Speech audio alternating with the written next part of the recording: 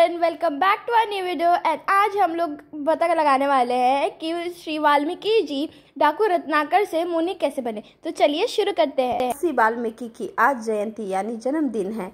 वाल्मीकि जयंती हिंदू चंद्र calendar के आश्विन महीने की पूर्णिमा को होती है, जो आज मनाई जा रही है। चलिए विशेष रूप से इनके बारे में हम जानेंगे। आप सब ये तो जानते हैं कि महर्षि वाल्मीकि ने रामायण की रचना की और इनके आश्रम में भगवान श्री राम की पत्नी देवी सीता ने अपने दोनों पुत्र लव और कुश को जन्म दिया था और वहाँ पे उन्होंने उनका लालन पालन किया था।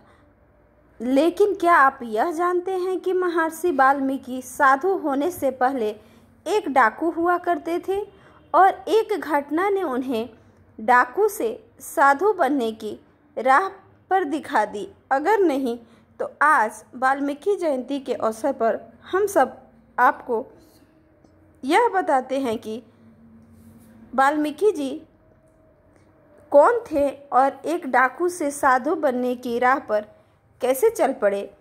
वाल्मीकि जी का बचपन। महर्षि वाल्मीकि का मूल नाम रत्नाकर था, जो एक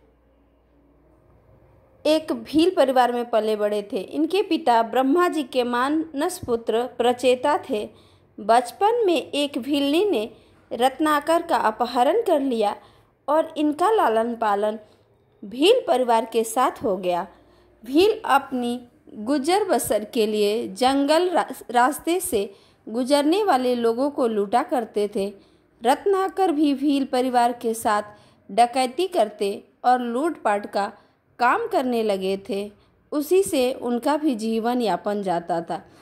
इस घटना ने बना दिया उनको डाकू से साधु। एक बार नारद मुनि जंगल से गुजर रहे थे, तभी डाकू रत्नाकर ने उन्हें लूटने का प्रयास किया और बंदी बना लिया।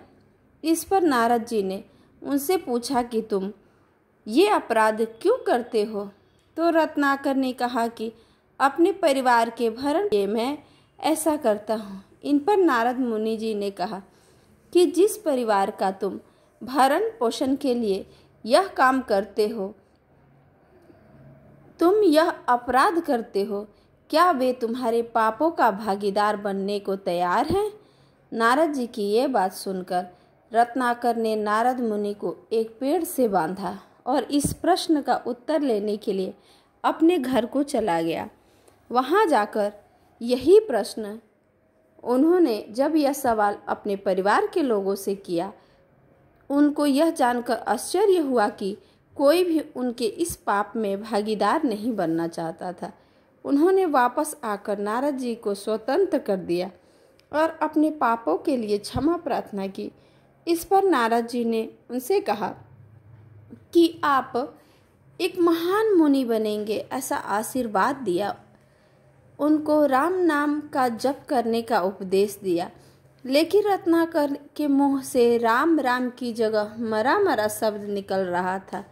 तब नारद मुनि ने कहा, तुम मरा मरा ही बोलो, इसी से तुम्हें राम मिल जाएंगे। ऐसा आशीर्वाद देकर वहाँ से नारद मुनि चले गए। इसी शब्द का जाप करते हुए रत्नाकर तपस्या में लीन हो गया। तपस्या में लीन हुए रत्नाकर के शरीर पर कब दीमकों की बाम्बी बना ली, इसको पता ही नहीं चला।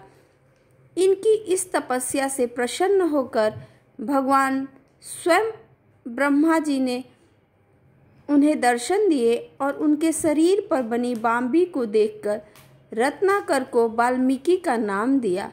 तब से उन्हें वाल्मीकि के नाम से जाना जाता है। साथ ही ब्रह्मा जी ने उनको रामायण रचने की प्रेरणा भी दी और वहाँ से अंतलीन हो गए। उसके बाद महामुनि वाल्मीकि जी ऐसे लिखा संस्कृत का पहला श्लोक। महर्षि वाल्मीकि एक बार एक क्रोच पक्षी के जोड़ों को निहार रहे थे, जो कि प्रेम करने में लीन थे। उन पक्षियों को देखकर महर्षि काफ़ी प्रसन्न हो रहे थे और मन ही मन सृष्टि की इस अनुपम कृति की प्रशंसा भी कर रहे थे। लेकिन तभी एक शिकारी का तीर उस जोड़े में से एक को अलग कर दिया, जिससे उसकी मौत हो गई।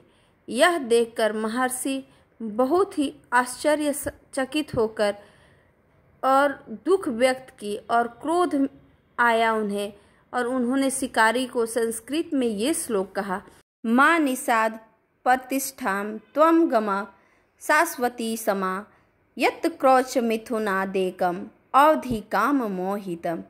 ऐसा उन्होंने मुनि द्वारा बोला गया। यह श्लोक ही संस्कृत भाषा का पहला श्लोक माना जाता है, जिसका अर्थ था कि जिस दुष्ट शिकारी ने प्रेम में लिप्त पक्षी का वध किया है उसे कभी चैन नहीं मिलेगा। यह श्लोक प्रथम बार महामुनि के मुख से बोला गया था, लेकिन यह श्लोक बोलने के बाद वाल्मीकि सोचने लगे कि आखिर ये उनके मुख से कैसे और क्या निकल गया। बहुत ही सोच में पड़ गए। तभी उनकी सोच को देखकर नारद मुनि उनके सामने प्रकट हुए और कहा कि यह आपका पहला संस्कृत श्लोक है। अब इसके बाद आप रामायण की रचना करेंगे। ऐसा कहकर मुनि फिर अंतर्ध्यान हो गए। उस संस्कृत श्लोक के बाद महर्षि वाल्मीकि ने ही संस्कृत में रामायण की रचना की और उनके द्वारा रची गई रामायण वाल्मीकि रामायण कहलाई। जय श्री राम। आप सबको यह वीडियो कैसा लगा